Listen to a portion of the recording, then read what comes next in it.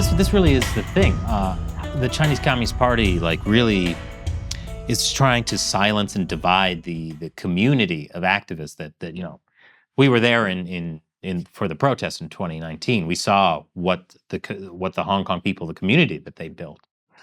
Can you tell us anything about how this sort of movement is continuing in the face of this kind of constant pressure and harassment, whether within Hong Kong itself or abroad, since many activists now have to live in exile? For sure. So inside of Hong Kong, even though that, there's virtually no safe space for Hong Kongers to continue to express their yearning for freedom, but you still see a lot of very, very brave Hong Kongers going onto the streets on June 4th, on July 1st, on June 12th, these important days, just to chant a slogan, just to hold up a poster, and to bring flowers to honor people who have sacrificed themselves for freedom.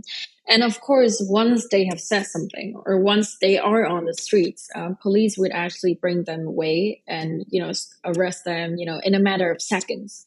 But these people, despite the dangers and the risks they have, they still went for it.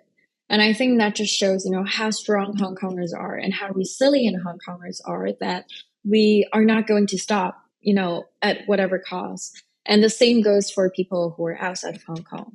Of course, in terms of, personal freedom, we have a lot more compared to those in Hong Kong. We don't get arrested, the minute we start speaking about anything on the streets.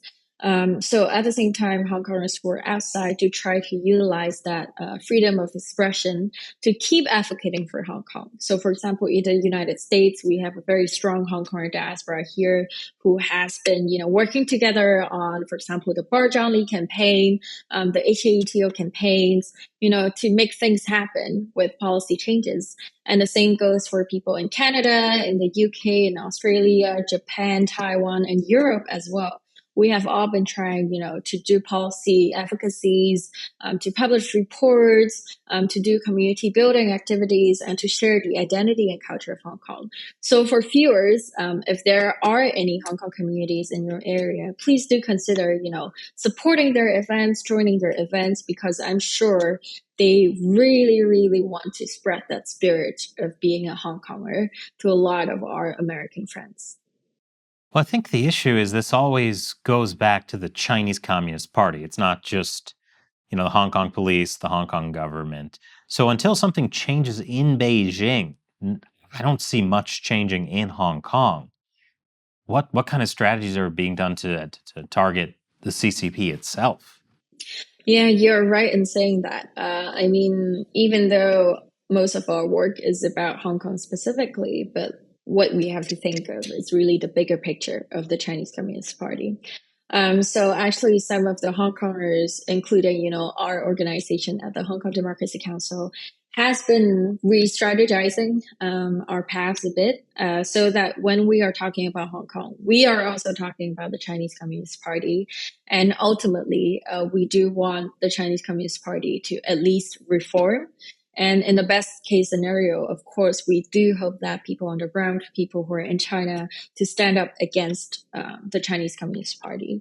And I think actually the recent A4 revolution that happened earlier was a very, very motivating example. Actually, not only to Hong Kongers, but to the world, that there's still hope. There's still hope for a party change, for a regime change, and there's still hope for a democracy in China. That has been, the hope for years from the world. And people hoped that Hong Kong could be the hub, to really change that. But I think after, so many years, we have all seen how that failed miserably.